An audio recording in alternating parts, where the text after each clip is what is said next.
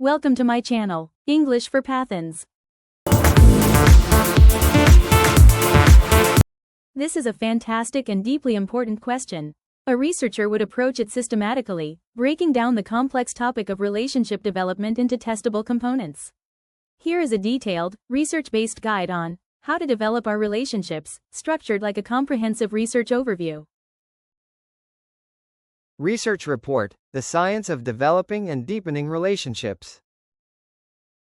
Executive Summary. Relationship development is not a passive event but an active, ongoing process. Decades of research from psychology, sociology, and neuroscience indicate that successful relationships are built on a foundation of intentional practices. Key factors include effective communication, building trust and intimacy, managing conflict constructively, and nurturing shared meaning. Development requires effort from all parties involved. 1. Theoretical foundation. How relationships are built. Researchers often use models to understand relationship progression. Social penetration theory, Altman and Taylor, 1973. This theory compares relationship development to an onion. Relationships deepen as partners gradually reveal more intimate layers of themselves. From superficial facts, outer layer, to core beliefs, fears, and values, inner layer. Development happens through reciprocal, gradual self-disclosure. The attachment theory, Bowlby, Ainsworth. This theory posits that our early caregiving experiences create a blueprint for how we relate to others in adulthood: secure, anxious, avoidant. Understanding your own and your partner's attachment style is crucial for development, as it explains needs for closeness, reactions to conflict, and communication patterns. 2. Core pillars of relationship development. The evidence-based strategies. Pillar 1. Mastering communication, the lifeline. Communication is the primary tool for development. It's not just about talking, but about how you talk and listen. Practice active listening. What the research says: active listening reduces misunderstandings and makes the speaker feel valued. It involves fully concentrating, understanding, responding, and then remembering what is being said. How to develop it: use nonverbal cues. Nod, maintain eye contact, lean in. Paraphrase and reflect. So, what I'm hearing is that you felt frustrated when I was late because it made you feel unimportant. Ask open-ended questions. How did that make you feel? Or, what was that experience like for you? Implement, soften startups. Gottman Institute. What the research says: how a conversation begins predicts how it will end with 96% accuracy. Criticizing or blaming, a harsh startup, leads to defensiveness. How to develop it: frame complaints gently using I statements. Instead of, you never help with the dishes. Use statement, blame, try. I feel overwhelmed when the kitchen is messy after dinner. Could we work together to clean it up? I statement, gentle request. Pillar 2. Building trust and emotional intimacy, the foundation.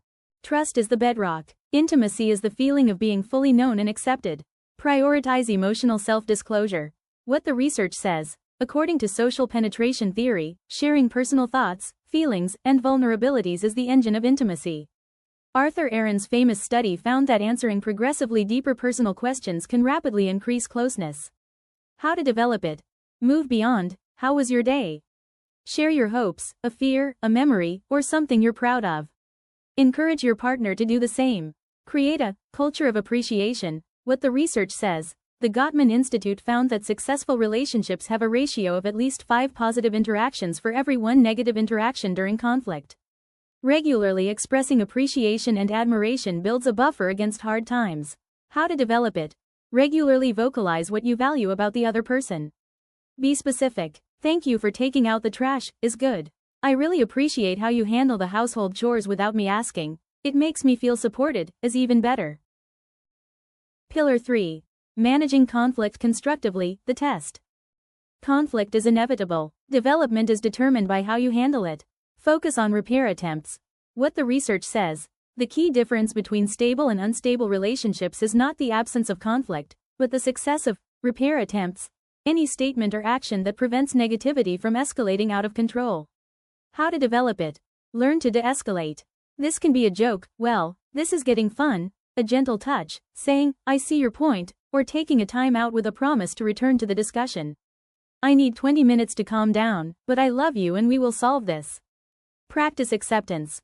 What the research says, a significant amount of conflict is over perpetual problems, core differences in personality or needs that will never be fully resolved. Research shows that couples who learn to dialogue about these issues without solving them are more successful. How to develop it? Shift your goal from fixing your partner to understanding them. Can you accept this difference? Can you find a way to accommodate it? Pillar 4. Nurturing shared meaning and growth, the glue. Relationships stagnate without a sense of shared purpose and novelty. Create shared rituals and goals. What the research says. Rituals of connection, e.g., a weekly date night, a special way of saying goodbye, provide stability and shared identity. Working towards common goals, saving for a trip, a fitness challenge, creates a sense of being a team. How to develop it? Be intentional. Establish your own traditions. Regularly discuss your dreams and align on goals, both big, career, family, and small, weekend plans. Inject novelty and new experiences. What the research says. The self-expansion model suggests that we are attracted to partners who help us grow and expand our own experiences. Novel activities trigger dopamine, the same neurotransmitter associated with early romantic love. How to develop it? Break the routine. Try a new hobby together, travel to a new place, take a class, or even cook a new recipe. These shared novel experiences re-energize the bond. 3. Methodological considerations and limitations. It's a two-person, or more, project. Relationship development requires mutual investment. One person cannot carry the entire burden. Context matters. Development is influenced by external stressors, work, finances, health, and cultural backgrounds. Strategies must be adapted to your specific context. Time and patience are key. Development is a marathon, not a sprint. Setbacks are normal and should be viewed as learning opportunities, not failures. 4. Conclusion and further research. Developing a relationship is an active, lifelong process of learning and adapting. By focusing on the core pillars of communication, trust, conflict management, and shared growth, you can intentionally move your relationships toward greater depth, resilience, and satisfaction. Your ongoing research assignment. Self-reflect. Which of these pillars is strongest in your relationship? Which needs the most work? Experiment. Choose one strategy from above, e.g., soften startups, or expressing specific appreciation, and practice it consistently for 2 weeks. Collect data. Observe any changes in the emotional climate of your relationship. Iterate. Adjust your approach and try another strategy. By treating relationship development as a skill to be honed, supported by scientific research, you empower yourself to build stronger, more fulfilling connections. Thank you for watching the video. Please subscribe to my channel.